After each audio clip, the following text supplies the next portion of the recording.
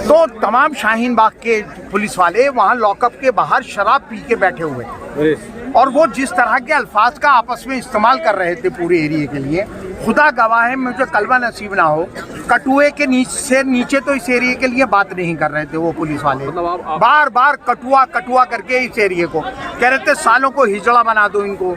मैं तो लॉकअप में था लेकिन मैं सुन तो रहा था सारी बातें उनकी, है ना। सालों को हिजड़ा बना देंगे, सालों को घरों में घुसा दो इनको, इनका इलाज करना पड़ेगा, सालों का ये कटुओं का इलाज करना पड़ेगा, इस तरह की जो अल्फाजों का।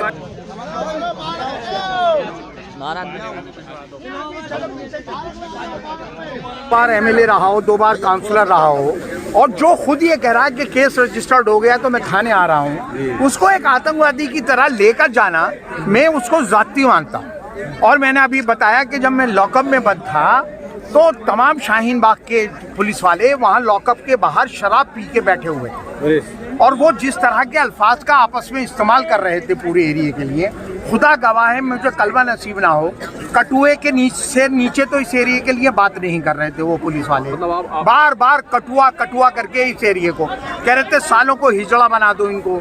मैं तो लॉकअप में था लेकिन मैं सुन तो रहा था सारी बातें उनकी, है ना। सालों को हिजड़ा बना देंगे, सालों को घरों में घुसा दो इनको, इनका इलाज करना पड़ेगा, सालों का ये कटुओं का इलाज करना पड़ेगा, इस तरह की जो अल्फाजों का इस्तेमाल किया। तैयार थे पहले ही। मैंने तो ये अभी 1-2 चैनल गए हैं यहाँ, मैंने तो बीट वाला आया उससे कहा कि पूछ ले, कहे तो हम अभी चले, है ना। इसलिए मैंने कहा कि मैं ये बात पूछने जाऊंगा परसों थाने के अंदर, अकेला पूछने जाऊंगा मैं एसएचओ से, जिन्होंने हमारी कौम को, पूरे मुसलमानों को गालियां दी हैं और मेरी मौजूदगी में गालियां दी हैं। सब ऑन ड्यूटी शराब पिए हुए थे। ये जाती मैं किसी कीमत पर मैं अमानतुल्लाह नहीं हूँ, कह रहे सो गए घर चुप बैठ जाऊंगा।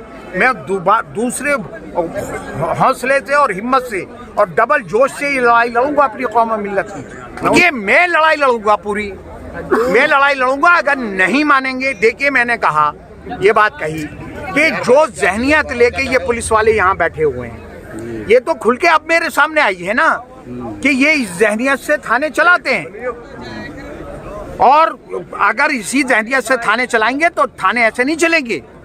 थाने लॉ एंड ऑर्डर के लिए होते हैं, ना के कटुए और सालों को, कटुओं को हिजड़ा बना दो और इनको सालों को घर में घुसा दो और अब मौका है इनको सालों को, कटुओं को सबक सिखाओ।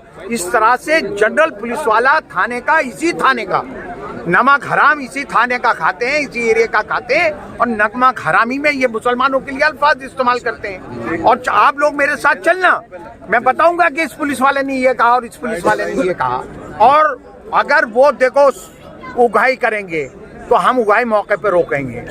कोई ये कहे कि साहब पुलिस वाले के साथ ऐसा हो गया, अगर कंस्ट्रक्शन पे जब पुलिस कमिश्नर ने सर्कुलर जारी कर दिया कि कोई पुलिस वाला कंस्ट्रक्शन पे नहीं जाएगा, मैं कल परसों में हैंडबिल निकालूंगा, पूरे हल्के में बांटूंगा कि अगर पुलिस वाला कोई कंस्ट्रक्शन पे आए तो पकड़ लेना रिश्वत मांगने के लिए, मुझे फोन करना, मैं आऊंगा।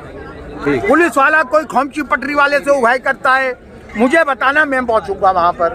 कोई भी दुकान, देखिए एक थाना ले लिए, नई बस्ती से लेके और शर्म विहार तक शाहीन बाग थाना लगता है।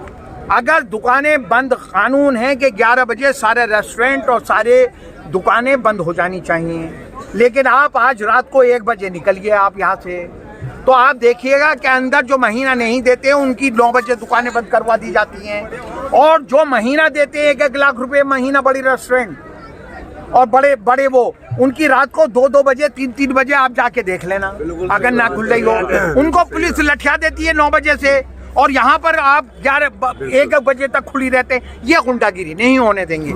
अगर दुकानें खुलेंगी 11 बजे कानून है तो 11 बजे बंद कर दो, और अगर जो जिनसे तुम उगाही कर रहे हो उनकी दुकानें 1-1 बजे तक खुलवाओगे तो हर गली की 1-1 बजे, तो हम कानून नहीं तोड़ रहे, लेकिन तुम उगाही के दमखम पे जिसकी चाहो 1 बजे दुकान खोल दो, पड़ोसी पैसा नहीं दे रहा उसकी 9 बजे बंद करवा दो, ये नहीं होने देंगे। जिस तरह अल्हम्दुलिल्लाह आज वालिद साहब हमारे आ गए हैं और बहुत अच्छी फीलिंग है, बहुत ही ओवरवेलमिंग फीलिंग है, मिक्स्ड इमोशंस हैं, क्योंकि जिस तरह से हमारे इलेक्शन को ख़राब करने की कोशिश करी गई थी, जिस तरह उन्हें टारगेट किया गया था, बहुत लग रहा था कि बहुत मुश्किल हो जाएगा इलेक्शन का सफ़र। लेकिन जिस तरह से यहाँ के लोगों ने सबने सपोर्ट किया, आवाम हमारे साथ खड़ी थी, सबकी सरपरस्ती हमारे साथ थी, तो बहुत आसान हो गया था वो सफ़र।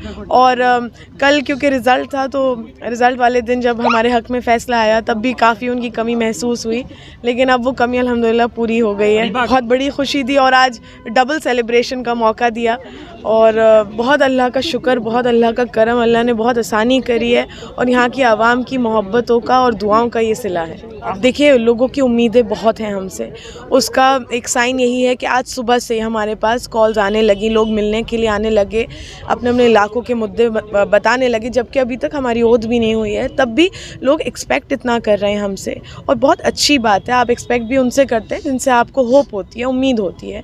इंशाल्लाह पूरी कोशिश यही रहेगी कि उनकी उम्मीदों पे हम खड़े उतरें। जो हमने मेहनत करी थी वो उसकी ऊपर वाले ने हमें ना खुशी आता फरमाई, अरीबा खान के रूप में हमें काउंसलर मिल गई, हमें इसकी बहुत ज़्यादा खुशी है कि आसिफ भाई आ चुके हैं। उसकी तो डबल खुशी हुई है, एक तो अरीबा काउंसलर बन गई, ऊपर से आसिफ भाई भी आ गए।